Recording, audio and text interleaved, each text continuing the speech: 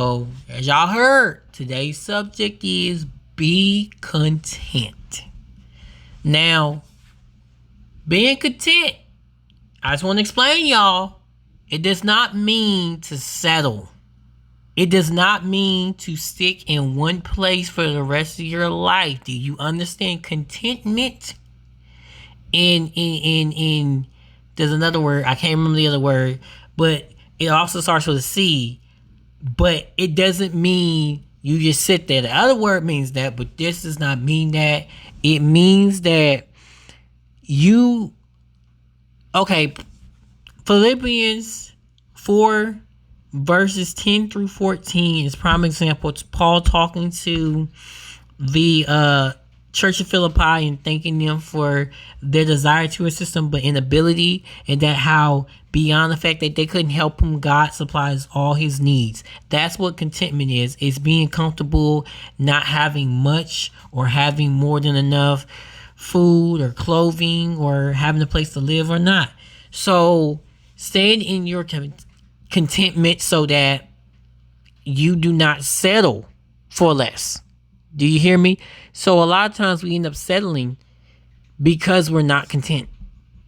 So I just want to set aside that difference so people don't get in here saying I should, let y'all just be in what y'all don't deserve. God's going to give you what you deserve beyond what you're going to deserve, honestly. Because what you think you deserve, God says, you deserve more.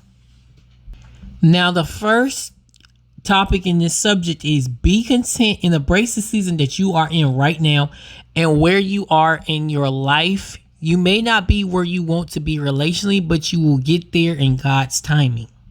Now, if you're anything like me, you have suffered with the desire to be in a relationship like right now. Like you want to be in a relationship, but the thing is, this is not the season. This is not time. Guess you want to be in a relationship. And when we in a culture where you see people getting married and engaged and having babies, they having babies and stuff. So you see that so much, you desire it, and it becomes hard to be content in your singleness because everybody getting married, engaged. Like I can't go on social media no more without seeing it. And I'll be honest, it has a sting to it.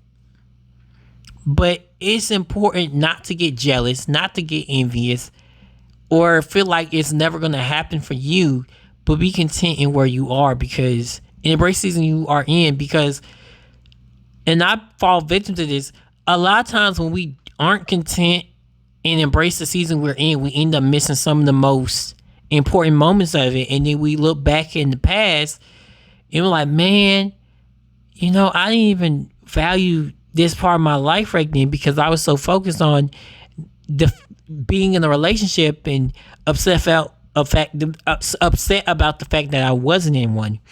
And you cannot let that rule your life because being in a relationship, being in a marriage is a pure desire, but do not idolize it and make you take the season you're in for granted. Because you will be in that relationship that you desire in God's timing. And here's a great way to look at the perspective of it. While you're waiting on God, so is the other person. God probably working harder not harder on the other person, but he working hard on the other person. He working hard on both y'all. Jesus like, look, I'm working overtime for both y'all. Please be patient. Let me do my blessing. Okay? You know what I'm saying? Like, that,